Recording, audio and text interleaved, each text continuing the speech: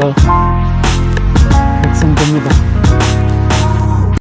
오늘은 춘3월 말일입니다. 봄이 분위기가 모든 것을 압도하고 있습니다. 그렇지만 우리는 2달여 이상 우한 코로나 사태에 입각해서 본의 아니게 자유스러움을 만끽하지 못하고 틀어박혀 있는 그런 시간들이 넘쳐나고 있습니다. 저도 어제 2달여 이상 머뭇거리다가 집 주변에서 카트를 하고 새로운 사후를 맞고자 하는 그런 입장에 서 있습니다. 최근 선거 열기가 전국을 강타하고 있습니다. 4.15 총선이 개봉박도에 있기 때문에 그렇습니다. 그 과정에서 제가 관심을 끈 것은 특히 제 고향 제주 지역 특정 후보께서 신남방 정책의 거점화를 전제로 한 인터뷰 기사를 보면서 제가 아는 상식선에서 과연 신남방 정책에서 제주가 거점 도시화 됐을 경우 제주의 미래에 활짝 열리겠느냐 하는 그런 관점에서 여러분한테 말씀을 드려보도록 하겠습니다. 신남방 정책은 2017년 11월 9일 대통령이 동남아 순방 도중에 한 인도네시아 비즈니스 포럼 기조 연설을 하면서 사람, 번영, 평화 등 소위 3P를 원칙으로 내세우면서 천명한 것이 아세안 외교 정책이자 신남방 정책의 요지가 되겠습니다. 신남방 정책은 아세안 국가들, 즉 인도네시아, 말레이시아, 필리핀, 싱가포르, 태국, 브루나이, 베트남, 라오스, 미얀마, 캄보디아 등 10개국 인구 6억 명과의 협력 수준을 높여서 미국, 중국, 일본, 러시아 등 주변 4강국 수준으로 끌어올린다는 그런 책략을 담은 그런 외교 정책이라고도 할 수 있습니다. 이 신남방 정책은 상품 교역 중심에서 기술, 문화, 예술, 인적 교류로 그 영역을 확대하는 것을 포함시켜 놓고 있기도 합니다. 다시 말해서 신남방 정책의 추진은 오랫동안 이어져 온 북한과 미일 중러 주변 4개 강대국에만 초점을 맞춘 동북아 중심 외교와 진정성 없는 대아세안 외교로부터의 탈피라는 점에서 우리나라에서뿐만 아니라 아세안으로부터도 관심을 받고 있는 것으로 알려져 있습니다. 그런데 문제는 신남방 정책을 우리나라 주도로 추진하는 경우 미국과 일본이 주도하고 있는 인도 태평양 전략, 중국이 주도하고 있는 1대1과 충돌을 일으키지 않을까 하는 그런 우려와 그런 우려가 일반적이라면 과연 신남방 정책이 실리를 챙길 수 있을까? 물론 외교적 측면에서 설린 후 관계는 유지할 수 있을 때 특히 경제적 실리를 챙길 수 있을까에 대해서는 반신반의하지 않을 수밖에 없다는 점입니다. 왜냐하면 아시안 국가들이 대다수는 인도 태평양 전략의 한 가운데 있습니다. 중국 일대일로의 한 가운데 있는 그런 나라들이 대부분이기 때문에 여러 가지 측면에서 과연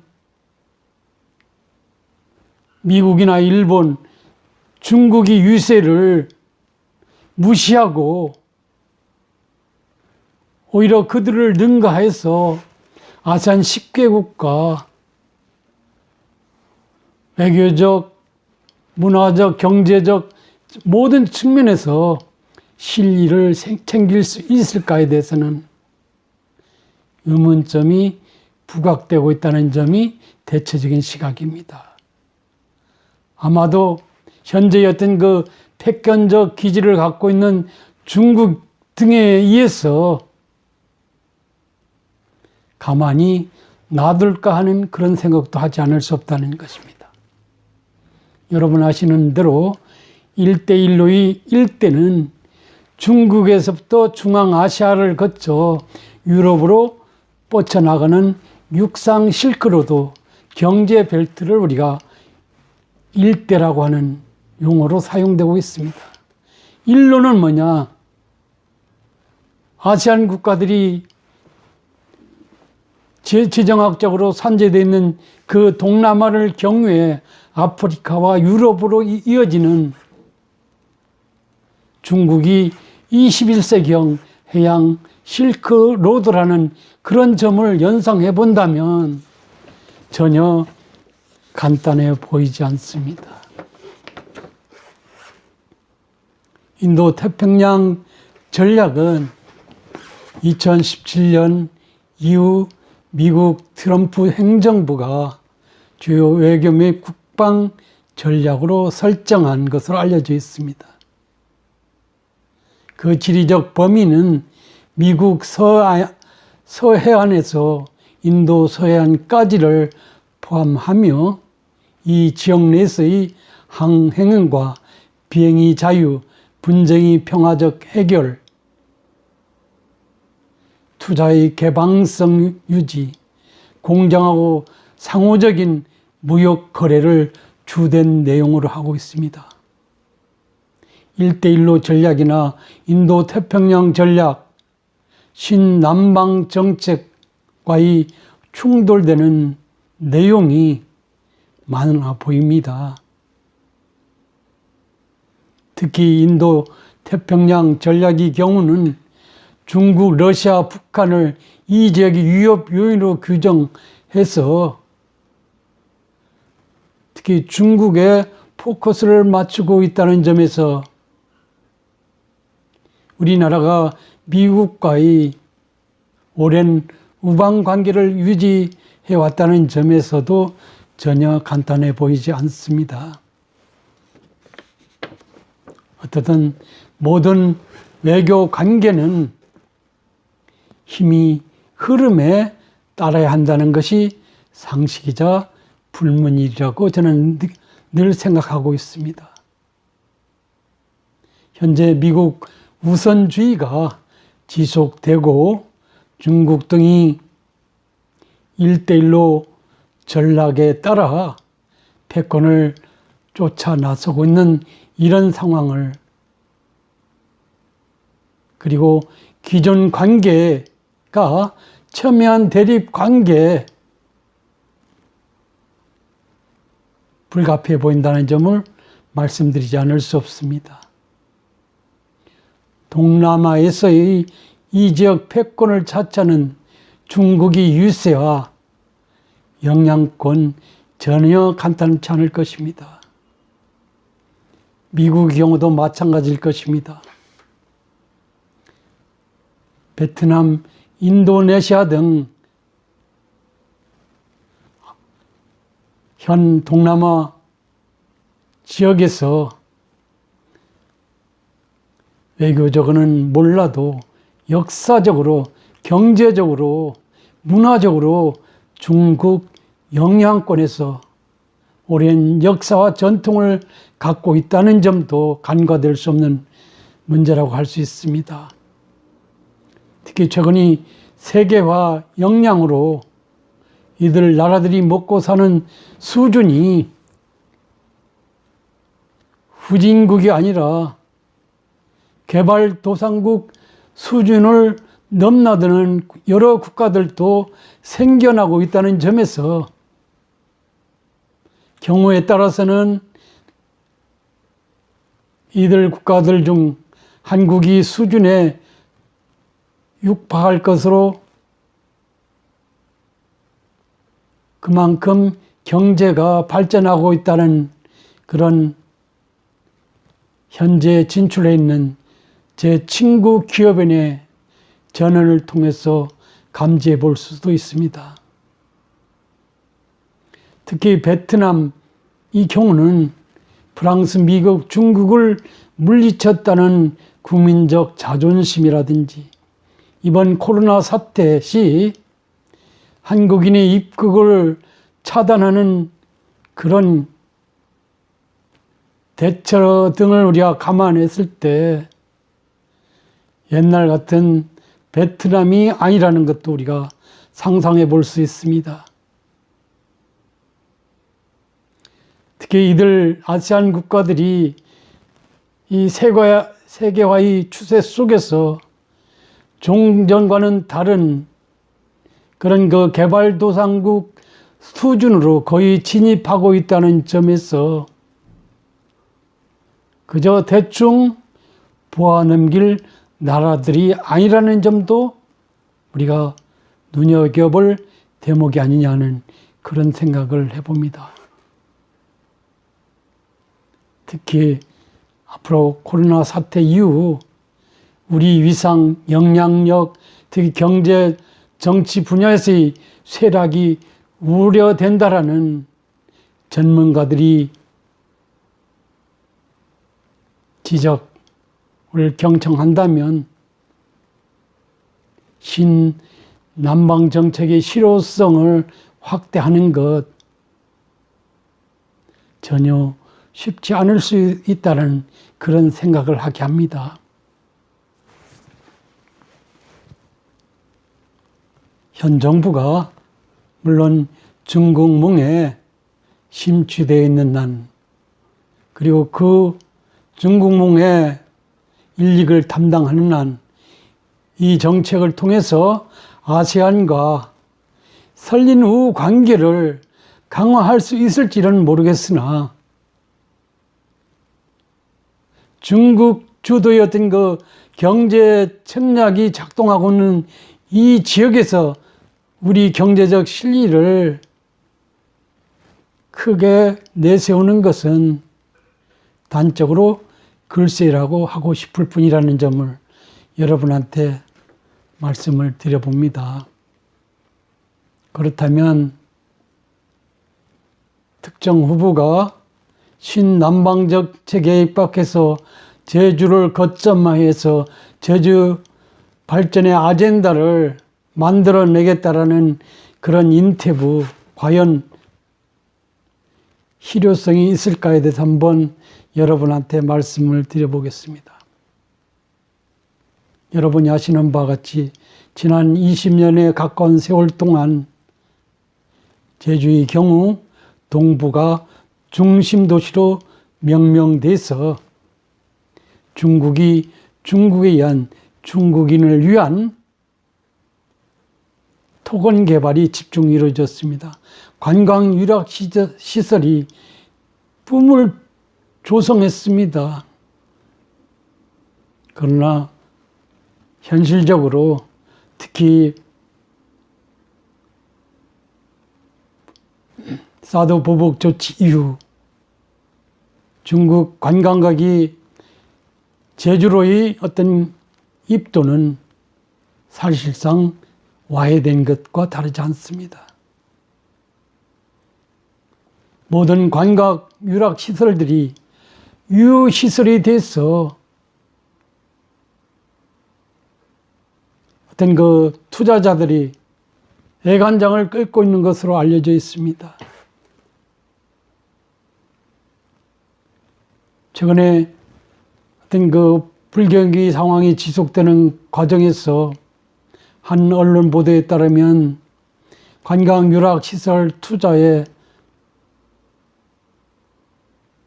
그다음에 내수 경제의 침체로 인해서 16조에 달하는 은행 빚만이 부각되고 있는 상황입니다. 한마디로 제주의 중국화 전략, 저희 동북아 중심 도시로서의 중국화 전략이 실패를 단적으로 보여주는 상황이라고 하지 않을 수 없습니다. 이런 상황에서 다시 토건 중심의 신남방 정책이었던 그 거점 도시로의 개발, 운운하는 상황이 전개될 경우 제 개인적으로는 희망적이라기보다는 초토화될 가능성이 크다는 말을 남기고 싶습니다. 물론 선거철을 맞아 환상적일 수는 있습니다마는 성공을 기대하는 것은 이런 저런 정황에 비추어서 전혀 속단할 수 없다는 점을 지적하지 않을 수 없습니다. 특히 4차 산업혁명 시대에 있어서 인구는 전부 거대 도시로 집중이 되고 있습니다. 인프라가 체계적이고 삶의 질을 개선할 수 있는 거대 도시로의 어떤 그 인구 집중, 능력 있는 사람들이 집중됨으로써 세계 여러의 섬들 또한 공허한 어떤 그 섬으로 전락하는 사례들이 속출하고 있다는 점을 우리가 연상해 본다면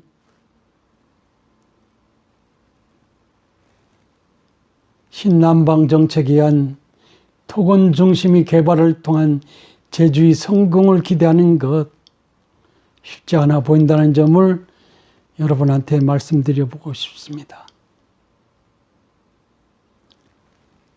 제주 현재 희망이 보이지 않는다는 것이 대체적인 시각입니다. 다른 섬 관광지들처럼 되어가는 형국입니다. 그동안 사드 보복 조치 이후에 아세안 국가들에 의한 제주 관광의 어떤 그 트렌드를 연상해 본다면 이 또한 제주 관광이 어떤 그 활성화에 크게 기여할 수 있다라는 그런 그 속단도 금물일 수밖에 없다는 것을 지적하고 싶습니다. 국토개발의 전문가로서 굳이 말씀드린다면 제주가 지난 20여 년 동안 개발에 올인해 왔습니다마는 어떻든 결과적으로는 제 개인적으로는 실패작이라고 보지 않을 수 없습니다.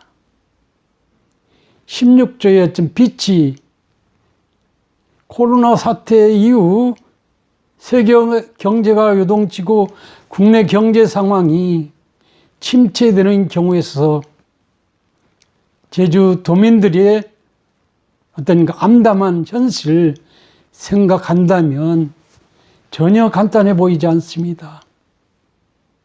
제 개인적으로는 제주가 앞으로 살아나가는 방안은 그저 토건적 개발을 통해서 또 한 번 대시해보자 하는 것이 아니라 현실 주어진 상황에서 4차 산업혁명 시대라는 시대 상황에 걸맞게 시대의 정신에 부응해서 제주도가 중심이 돼서 도민과 혼연일체를 이룰 가운데서 새로운 먹거리 산업을 일구는 책략을 찐득하게 만들어서 제시하고 다 함께 갑시다라고 외치는 것이 그나마 제주의 미래를 위한 희망적 방책이 아닌가 하는 그런 생각을 해봅니다. 토건의 시대는 이미 지났습니다. 이미 토건적 시설이 넘쳐나는 제주, 거기다 더 얹혀서 어떻게 하겠다는 말입니까? 정치는 정치일 뿐이고 도민이 먹고 사는 문제는 도민 스스로 해결해야 되는 그런 문제라는 점을 간과해서는 안 될 것입니다. 감사합니다.